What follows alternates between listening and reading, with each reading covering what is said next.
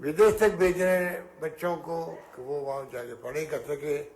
पूरी फीस 200 लोगों की, 200 बच्चों की, नौजवानों की, आने जाने का खर्चा, प्लेन का, वहाँ रहने का, हॉस्टल का खर्चा और फीस सब सरकार देने लगी है। एक बड़ा निर्णय किया है। ये मैं आपको बता रहा हूँ कि ये जो महंगाई की मार इतनी भयंकर है, उसके लिए कदम उठाने का प्रयास सरकार कर रही है, जिससे सोशल सिक्योरिटी लोगों को मिले। 1 करोड़ लोगों को हम दे रहे हैं पेंशन, बुजुर्गों को, विधवाओं को, निसर्गजनों को, ये तमाम प्रयास है। उसी ढंग से रोजगार की बात करें, कोई गवर्नमेंट हो, केंद्र हो या राज्य हो, सरकारी नौकरियों की एक सीमा होती है। तब भी अभी आपको बताया गया कि राजस्थान सरकार संभवत देश में वो सरकार है जो सबसे अधिक नौकरियां दे रही है। 1,35,000 नौकरी दे चुकी है। 1,25,000 नौकरियों का प्रोसेस चल रहा है, इंटरव्यू चल रहे हैं, एग्जाम हो रहे हैं, और 1 लाख की मैंने और घोषणा कर रखी है। तो आप सोच सकते हो कि एक सीमा होती है कि सरकारी नौकरी कितनी लगे, और सबको डिपेंड सरकार पे रहना भी नहीं चाहिए। प्राइवेट सेक्टर में भी नौकरी करें। नौजवानों को चाहिए कि वो अपना सोच सके, खुद के काम धंधे की भी रोजगार प्राप्त करने के लिए। हमने सरकार बनते ही MSME कानून बनाया राजस्थान के अंदर, जिसमें माइक्रो, मीडियम और मिडल लेवल की उद्योग धंधे लग सके। कर्जा दिलवाते उनको ब्याज सरकार दे रही है। कई तरह की योजना हमने बनाई है नौजवानों के लिए, नए उद्यमियों के लिए, वो अपना खुद का धंधा शुरू कर सके। किसानों के लिए भी हमने फूड प्रोसेसिंग का है, फूड एग्रो बिजनेस का है, एग्रो एक्सपोर्ट का है, उसमें 2 करोड़ रुपए तक की सब्सिडी भी है। अपना काम कर सकते हैं। तो आप जो नौजवान बैठे हुए हैं, ये बातें सब मैं इसलिए बोल रहा हूं, आपके जहन में होना चाहिए सरकार क्या क्या ऑफर कर रही पब्लिक को। अगर जानकारी आपको होगी ही नहीं तो ये कितनी जॉब फेयर लग जाए, यहां भी एक सीमा होती है नौकरी लगने की। प्राइवेट सेक्टर भी एक सीमा तक ले सकता है आप लोगों को, पर इतने अपॉर्चुनिटी है, उसको हम लोगों को ध्यान रखना पड़ेगा। उसका फायदा कैसे मिले, हम लोग कैसे उठा सकते हैं, उसके लिए हमने कई योजना बनाई है। हमने 5 लाख नौजवानों के लिए अनाउंस किया, 50,000 तक का उनको लोन मिले, पूरा ब्याज सरकार भरेगी उनका। हालांकि बैंक हमें कोऑपरेट नहीं कर रही है, जितना करना चाहिए उतना कॉर्पोरेशन नहीं मिल रहा हमें बैंकों से। वरना 5 लाख नौजवानों को अपना खुद का धंधा करने के लिए दुकान लगाए, छोटी बड़ी ठेला लगाए, कुछ भी करे, बिना ब्याज सरकार भरेगी उनका।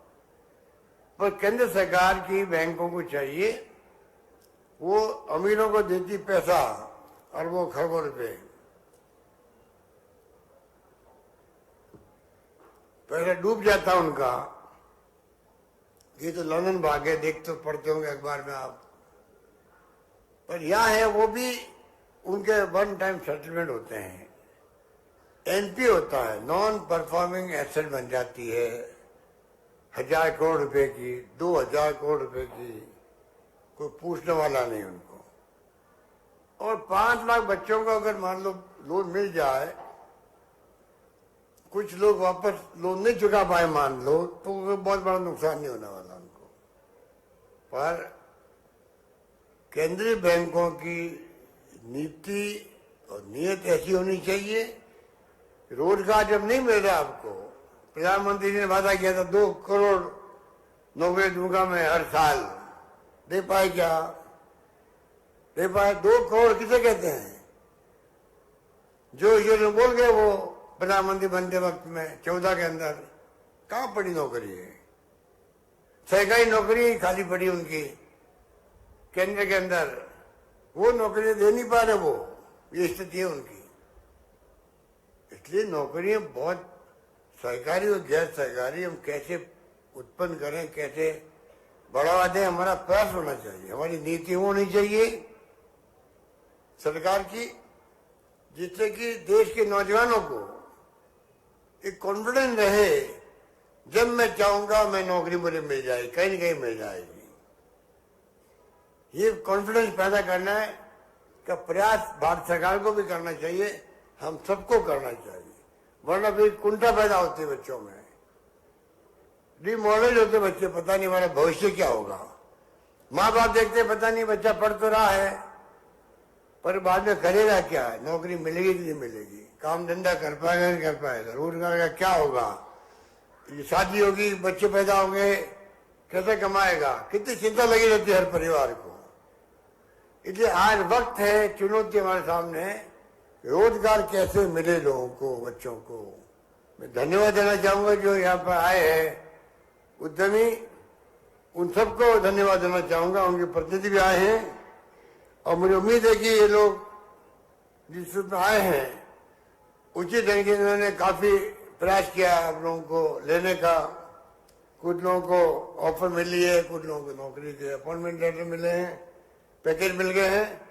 ये सिलसिला हमारा अभी संभाग में चल रहा है। उसके बाद में अशोक चांदना जी हमारे मंत्री हैं, हर जिले में जॉब फेयर लगेंगे। तो प्रयास सरकार कर रही है प्राइवेट सेक्टर में किस प्रकार से नौकरियां अधिक से अधिक लगे आप लोगों की। आपको भी बताया चांदना जी ने, ये आंकड़े सरकार के हैं। 9 लाख इस देश से लोग जो उद्यमी हैं वो देश छोड़ चुके हैं, दुनिया के मुल्कों में जाके बच गए हैं, इन्वेस्टमेंट वहां करेंगे, नौकरी वहां के लोगों को लगेगी। ये कोई शुभ संकेत नहीं है। हमें चाहिए कि हम ऐसे हालात पैदा करें, ऐसी योजना लेके आए, ऐसे पैकेज दें लोगों को, जिससे कि यहाँ के इंडस्ट्रीज बाहर नहीं जाए, बल्कि बाहर का इन्वेस्टमेंट, फॉरेन इन्वेस्टमेंट, जिसके लिए प्रधानमंत्री मोदी जी ने बहुत जोर शोर से बात की थी, FDI, फॉरेन डायरेक्ट इन्वेस्टमेंट, वो इस देश में आए, पर कहाँ आ रहा है, जितना आना चाहिए था उतना नहीं आ पा रहा है। तो कहने का मतलब यही है, हमारी सरकार, राजस्थान सरकार ने जो उद्यमियों को पैकेज दिए हैं, और पूरा देश का उद्यमी इस बात को लेकर प्रसन्न है, राजस्थान सरकार जो कस्टमाइज पैकेज दे रही है उनको इंडस्ट्री लगाने के लिए, छूट दे रही है, प्रमोट कर रही है, उससे मैं समझता हूं कि हमारी योजनाओं का स्वागत पूरे देश में हो रहा है। इसीलिए राजस्थान में उद्यमी आना पसंद कर रहा है और इन्वेस्टमेंट आ भी रहा है। मैं उम्मीद करता हूं कि जॉब फेयर के माध्यम से भी नौजवानों को अवसर मिलता है, वो इंटरव्यू दे और किस प्रकार से अपना काम कर सके। पैकेज मिले हैं, जोधपुर मिला 18 लाख का पैकेज मिला है,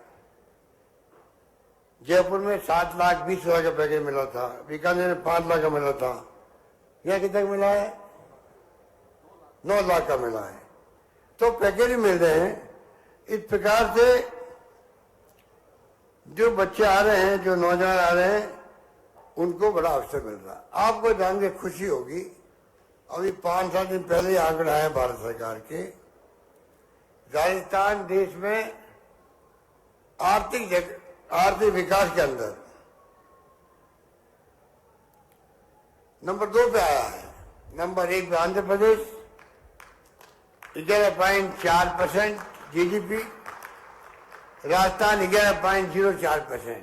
आप बताइए, राजस्थान की जो नीतियां हैं, जो राजस्थान की जो पॉलिसी बनी है उद्यमियों के लिए, इन्वेस्टमेंट के लिए, राजस्थान में चौमुखी विकास हो रहा है। GDP के आंकड़े तब आते हैं तब हर क्षेत्र में कितना विकास हो रहा हमारा है, पानी में, बिजली में, शिक्षा में, स्वास्थ्य सेवाओं में, सड़कों में, सभी सेक्टर में। तो राजस्थान का जो चौमुखी विकास दिख रहा आपको, एक के बाद एक की में, अब मैं आपको क्या बताऊं, बार बार आप सब जानते हैं, तो चाहे वो चेंज योजना हो, आज किसे कहते हैं। आप अगर घर में सर्दी जुकाम भी होता था, घर से निकलते थे अस्पताल के लिए डॉक्टर के पास में, 200-400-500 लेके निकलते थे, चाहे उधार लो चाहे घर से जाओ। बाकी तो छोड़िए आप, 50,000, 1 लाख, 2 लाख कितने खर्च होते थे। लोगों के गहने बिक जाते थे, घर बिक जाते थे, उधार लेके जाते थे लोग। हमारी परंपरा बहुत अच्छी है। हम अपने माँ बाप की सेवा अंतिम सांस तक करते हैं। हमारा वो देश है, हमारा वो प्रदेश है। माँ बाप बूढ़े हैं, कैंसर है, डॉक्टर कह रहा है बचेंगे नहीं है, तब भी हमारी नीति रहती है, नीयत रहती है, नहीं चाहे 1 लाख 2 लाख लगे, मैं बच्चा बचाने की कोशिश करूंगा। मकान बेच देते लोग, गहने बेच देते। तो माँ बाप बचने चाहिए हमारे, ये हमारे संस्कार है, चाहे वो नहीं बचे बाद में। अब हमने फ्री कर दिया सबके लिए, 1 रुपया नहीं लगेगा आपका, पूरा इलाज फ्री होगा राजस्थान के अंदर।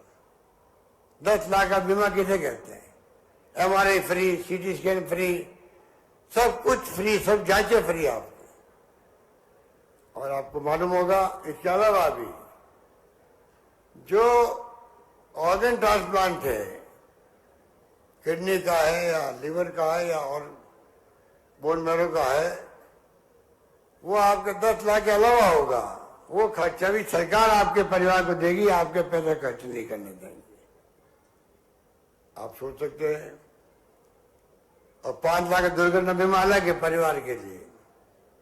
हिंदुस्तान के अंदर किसी राज्य में नहीं है, बल्कि दुनिया के किसी मुल्क में नहीं होगा, दुनिया के अंदर पूरा इलाज की फ्री होता हो, वो सिर्फ राजस्थान प्रदेश है। ये मैं दावे के साथ अब कह सकता हूं। तो आप सोच सकते हो, आराम हो गया आपको इलाज के लिए। प्राइवेट के अंदर भी हमने पैकेज दे रखे हैं। सारे प्राइवेट हॉस्पिटलों को चाहिए जो राजस्थान में काम करते हैं, उनको हमारे पैकेज लिए उनके भी, वहां भी जाके आप इलाज करवा सकते हो। पर कई जगह पूरा पैकेज नहीं लिया, कहीं आधा लिया, कहीं ज्यादा लिया, कोई कम लिया।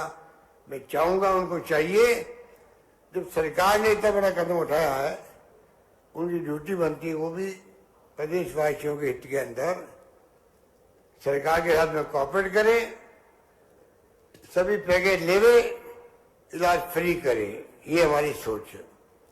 इसलिए मैं इस मौके पर आपको इतना कहना चाहूंगा कि हमने कई स्कीमें निकाली है। ओल्ड एज पेंशन निकाल दी कर्मचारियों के लिए, उनका भला हो गया, उनकी जिंदगी सिक्योर हो गई। बुढ़ापे के अंदर कम से कम हमें पेंशन मिलेगी। बड़ा लोग चिंतित थे, वो चिंता मुक्त उनको भी किया है। शहरों में रोजगार शुरू कर दिया है, नरेगा की तरह शहरों में भी बहुत वेलकम उसका भी हो रहा है। 8 रुपये में भोजन मिल रहा है इंदिरा रसोई से, बहुत पॉपुलर योजना हो रही है। अच्छा खाना मिलता है, अच्छे बैठा के खाना खिला रहे हैं उन लोगों को। मैं खुद 2-3 जगह खाना खा के आया हूँ।